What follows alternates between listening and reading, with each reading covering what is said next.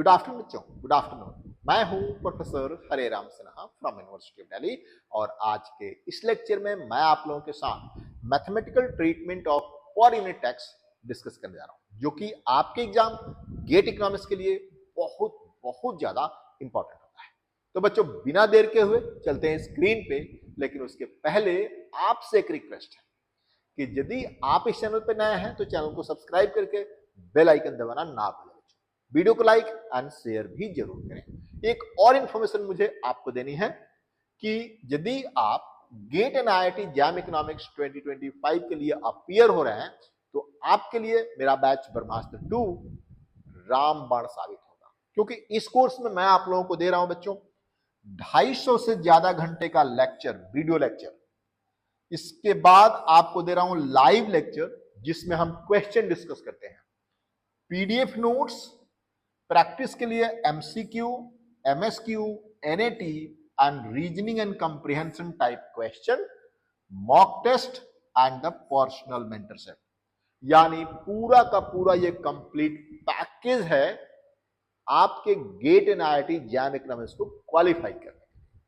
तो फिर देर मत करिए, आज ही आप इको पाठशाला का ऐप डाउनलोड करिए, कोर्सेज में जाइए और वहां से आप डायरेक्टली ज्वाइन हो सकते हैं यदि आप चाहते हैं कि आपका गेट और आईआईटी जैम 2025 में ही क्वालिफाई हो तो। और यदि किसी तरह का कोई इशू आ रहा है तो आप मुझे इस नंबर पे 9910569227 पे आप मुझे कॉल कर सकते हैं। तो बच्चों, चलिए देखते हैं कि पर यूनिट टैक्स का क्या इंपैक्ट होता है मैथमेटिकली, इसको हम देखने की कोशिश करेंगे। चलिए बच्चों, आप लोग तो बहुत अच्छी तरीके से जानते हैं कि जब गवर्नमेंट का किसी तरह का कोई इंटरवेंशन नहीं होता है तो प्राइस एंड क्वांटिटी वहीं डिसाइड होता है जहां पे डिमांड और सप्लाई मीट करते हैं, है ना। ये चीजें आपने बहुत बार पढ़ी है, ये चीजें आपने बहुत बार पढ़ी है बच्चों। ये देखिए प्लीज, यहां पे आप देखते हैं ये आपका डिमांड है बच्चों, है ना, और ये है आपकी सप्लाई। किसी तरह का कोई गवर्नमेंट का कोई इंटरवेंशन नहीं है यहां पे आपका प्राइस है बच्चों, यहां पे quantity demanded and quantity supply. Equilibrium quantity ये डिसाइड हो जाता है बच्चों, यहां पे इक्विलिब्रियम क्वांटिटी ये डिसाइड हो जाता है एंड इक्विलिब्रियम प्राइस ये डिसाइड हो जाता है ना। अब मेन बात अब आ रही है कि यदि पर यूनिट टैक्स लगता है तो मार्जिनल कॉस्ट यानी सप्लाई कर्व लेफ्टवर्ड शिफ्ट होता है ना। देखिए प्लीज, इसके पहले कि हम इसको शिफ्ट करें, हमें यह पता करना है कि ये कितनी इसकी वैल्यू है और इसकी कितनी वैल्यू है, उसके बाद हम टैक्स की बात करेंगे। तो एक कोई भी मतलब हाइपोथेटिकल एग्जाम्पल ले लीजिए जिसमें ये दिखाया जा रहा है बच्चों कि ये आपका डिमांड फंक्शन है, इनवर्स डिमांड फंक्शन, जो कि 100 minus 2Q। PD is inverse demand function, price at the particular demand, या फिर इसको कह सकते हैं ये डिमांड फंक्शन है बच्चों, और सप्लाई फंक्शन PS से डिनोट करते हैं, और ये जो है 10 प्लस 2Q है। ठीक है बच्चों, क्लियर है, यहां तक आप जानते हैं। अब एट इक्विलिब्रियम क्या होता है बच्चों? एट इक्विलिब्रियम तो आपको पता ही होता है क्या होता है बच्चों। At equilibrium demand equals to supply होता है। इस दोनों को इक्वेट कर दीजिए, that is 100 minus 2Q is equals to 10 plus 2Q।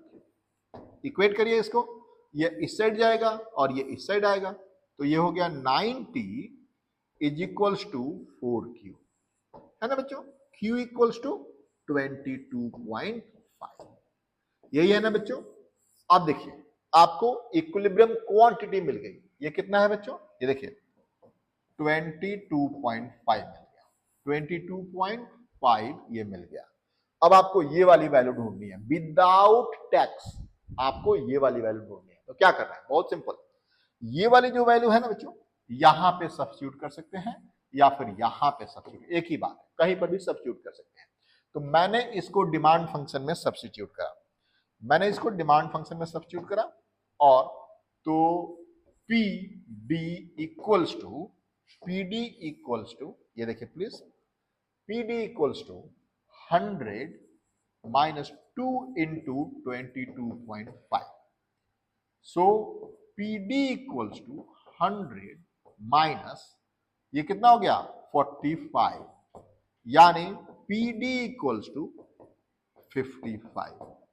Equilibrium price कितना है बच्चों 55, इक्विलिब्रियम प्राइस कितना है ये 55। क्लियर है, यानी इनिशियल बिना किसी गवर्नमेंट इंटरवेंशन के tax subsidy price selling price product, बिना किसी गवर्नमेंट इंटरवेंशन के ये आपके पास क्वांटिटी 22.5 एंड प्राइस जो है 55 आ गया। अब मान लीजिए कि गवर्नमेंट ने 2 रुपए का टैक्स लगा दिया पर यूनिट, हर यूनिट पे 2 रुपए का टैक्स लगा दिया, तब उसका इंपैक्ट क्या होगा देखिए प्लीज। सो ये देखिए please, when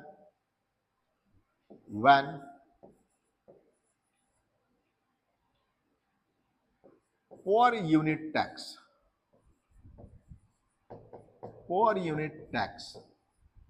of ₹2 is imposed, है ना बच्चों, इम्पोज हो गया, यानी 2 रुपए का पर यूनिट टैक्स लग गया, तब क्या इंपैक्ट होगा। तो सबसे पहले ये बात अपने जहन में उतार लीजिए कि जब टैक्स लगता है यानी प्रोड्यूसर पे लगता है, तो प्रोड्यूसर का मार्जिनल कॉस्ट क्या होता है, बढ़ता है, और आप कह सकते हैं सप्लाई कब घटता है या सप्लाई घटता है। क्योंकि प्रोड्यूसर को लग रहा है, वो अलग बात है कि उसका कितना परसेंट वो कंज्यूमर को बियर करना है और कितना परसेंट प्रोड्यूसर को बियर करना है, that is the case of elasticity, वो इलास्टिसिटी पे डिपेंड करता है। बट यहां पे हम पहले मैथमेटिक्स का पार्ट देख रहे हैं, ठीक है।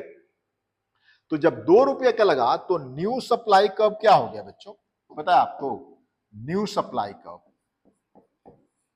न्यू सप्लाई और एमसी, न्यू सप्लाई और एमसी पीएस एन कर सकते हैं, न्यू इज इक्वल्स टू कितना होगा बच्चों 10 प्लस 2Q प्लस 2, देख सकते हैं आप लोग, ये आपका न्यू सप्लाई कर्व आ गया। अब डिमांड में तो कोई चेंज हुआ नहीं है, डिमांड में तो कोई चेंज हुआ नहीं है, तो अब new supply curve and the old demand curve को हम इक्वेट करेंगे। सो एट इक्विलिब्रियम,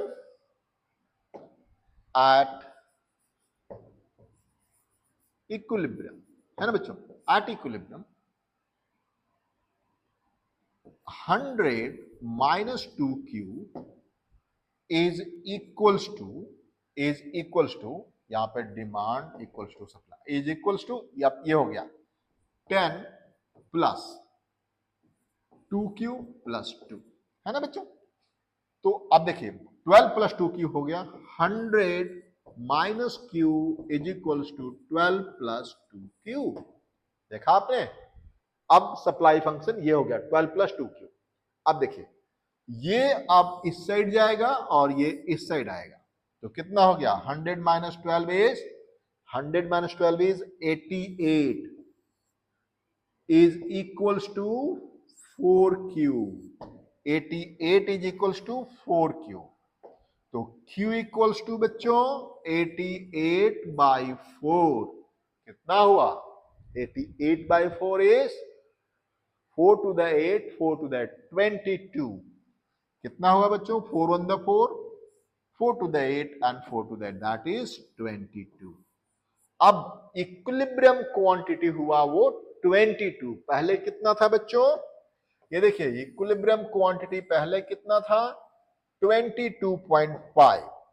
अब जब टैक्स लगा उसके वजह से सप्लाई घटा बच्चों, उसके वजह से सप्लाई घटा, है ना, और क्वांटिटी घटा, इक्विलिब्रियम क्वांटिटी घटा, Q1 will be equals to 22, Q1 will be equals to 22।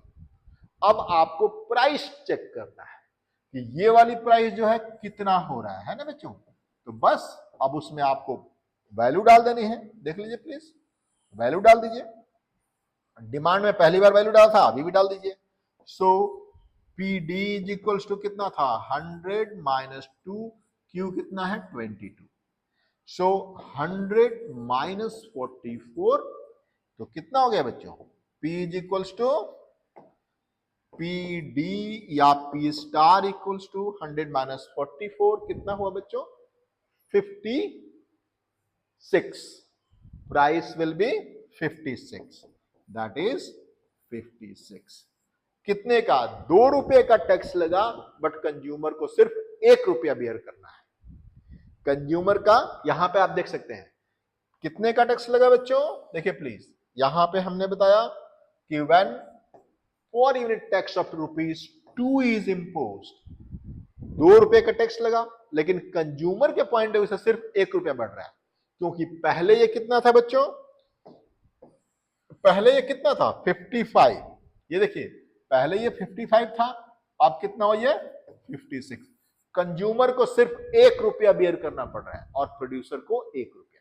यानी इस केस में सिंस दोनों की इलास्टिसिटी बराबर है, डिमांड एंड सप्लाई दोनों की इलास्टिसिटी बराबर है, इसलिए कंज्यूमर एंड प्रोड्यूसर दोनों 1-1 रुपया बियर कर रहे हैं। यानी कंज्यूमर को अब 1 रुपया एक्स्ट्रा प्राइस देना पड़ रहा है, 55 की जगह पे 56, एंड प्रोड्यूसर को 1 रुपया कम मिल रहा है, 55 के जगह पे 54 मिल रहा है। ठीक है बच्चों, तो इस तरीके से आप डिमांड एंड सप्लाई का मैथमेटिकल ट्रीटमेंट कर सकते हैं। टैक्स लगा तब भी, सब्सिडी मिला तब भी, प्राइस सीलिंग लगा तब भी, प्राइस फ्लोरिंग लगा तब भी, average cost pricing, marginal cost pricing, ये सब आपने थ्योरी और डायग्राम में पढ़ा होगा, लेकिन मैं आप लोगों को पढ़ा रहा हूं किस तरीके से, बिल्कुल मैथमेटिक्स तरीके से। तो बच्चों ये बहुत काम का वीडियो होता है और ये चैनल भी बहुत काम का है। सब्सक्राइब करना मत भूलना, लाइक करना मत भूलना, एंड बेल आइकन तो दबा ही देना, शेयर भी करिएगा। थैंक यू बच्चों।